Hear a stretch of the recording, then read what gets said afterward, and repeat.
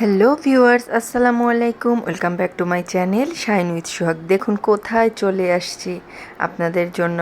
আপনাদেরকে আজকে দেখাবো খুব সুন্দর সুন্দর চাদরের কালেকশন।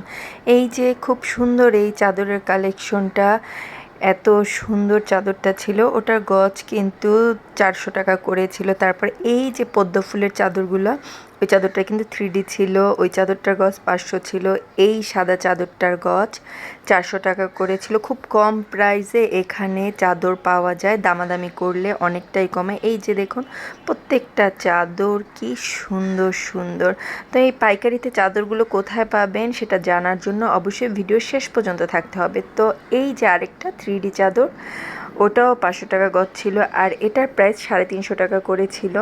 আর দেখুন কি সুন্দর সুন্দর চাদর। আমি তো এত সুন্দর সুন্দর চাদর দেখে কোনটার থেকে কোনটা নিব একদম পাগল হয়ে গেছে। এই যে আমি কিন্তু অনেকগুলো চাদর কিনে নিয়েছি, দেখতেই পাচ্ছেন এখানে আমি 6টা চাদর কিনে নিয়েছি। এই চাদরটা কিন্তু 3D প্রিন্টের ছিল। তো এগুলো কিন্তু বাইরে 600 থেকে 650 টাকা করে বিক্রি করে 3D প্রিন্টের চাদরগুলো, বাট ওইখান থেকে আমি এনেছি 500 টাকা গজে।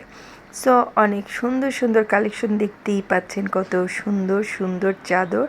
তো আমি তো এই কয়টা এনেছি, সামনে কিন্তু আরও দেখতে পারবেন সুন্দর সুন্দর চাদরের কালেকশন। সো অনেকেই কিন্তু সাদার মধ্যে চাদর খুব পছন্দ করেন। এই যে দেখুন সাদার মধ্যে ব্লু কালারের খুব সুন্দর এই চাদরটা ছিল, আর এটা ছিল পিঙ্কের মধ্যে। আর এই যে সাদার মধ্যে একদম বেগুনি কালারফুল, দেখুন প্রত্যেকটা চাদর একটা রেখে একটা। আর এই যে ইয়েলো কালারের, এটাও কিন্তু খুব সুন্দর ছিল। আর প্রত্যেকটা চাদর কিন্তু খুবই রিজনেবল প্রাইসে পাওয়া যাচ্ছিল এখানে। সো এই তো দেখতে পাচ্ছেন, আর এটাও কিন্তু 3D প্রিন্টের ছিল। এগুলো 500 টাকা গজ করে চাচ্ছিল। তো আমি কিন্তু সবসময় গজ কাপড় কিনে চাদর বানাই, আমার মনে হয় তাতে আমার ভাল লাগে, রেডিমেড চাদরের থেকে বড়সড় করে বানানো যায়। সো এই চাদরগুলো পেয়ে যাবেন ইসলামপুরে।